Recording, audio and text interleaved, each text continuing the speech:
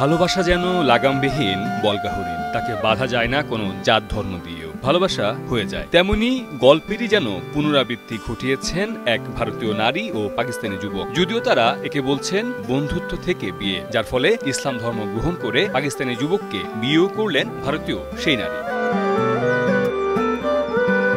এই গল্পের নায়িকা ভারতীয় শিখ নারী সরবজিৎ কৌর, ইসলাম ধর্ম গ্রহণ করার পর যার নাম এখন নূর। আর গল্পের নায়ক পাকিস্তানের যুবক নাসির হুসাইন। কিভাবে হলো তাদের বিয়ে, চলুন তাই জানি।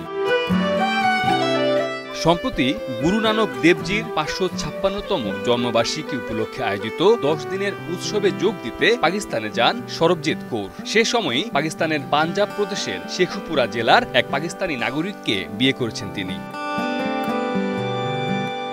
বিভিন্ন গণমাধ্যমের তথ্য মতে ওই নারী ভারতের জলান্ধর জেলার সরবজিৎ কৌর হিসেবে পরিচিত।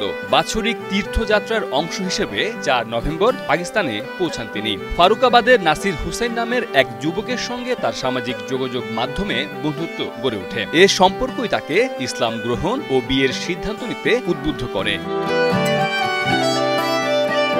বাছাইকৃত কাঁচামাল ও স্বয়ংক্রিয় ইউরোপিয়ান মেশিনে তৈরি হয় all time honeycomb, all time healthy life.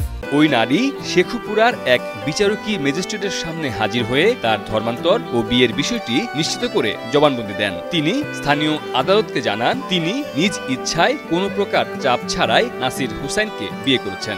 জবানবন্দিতে তিনি বলেন, ইসলাম গ্রহণ ও পাকিস্তানি ওই যুবককে বিয়ে করার সিদ্ধান্ত তিনি স্বাধীনভাবে নিয়েছেন এবং এখন স্বামীর সঙ্গে বসবাস করতে চান। আদালতের নথিতে উল্লেখ আছে, ইসলাম গ্রহণের পর কৌর নূর নাম গ্রহণ করেছেন। নিকানামা অনুযায়ী ৪৮ বছর বয়সী নূর ৫ নভেম্বর বিবাহ সম্পন্ন করেন। বিয়েতে দেনমোহর ধরা হয়েছে ১০,০০০ রুপি। এই অর্থ ইতিমধ্যে পরিশোধ করা হয়েছে।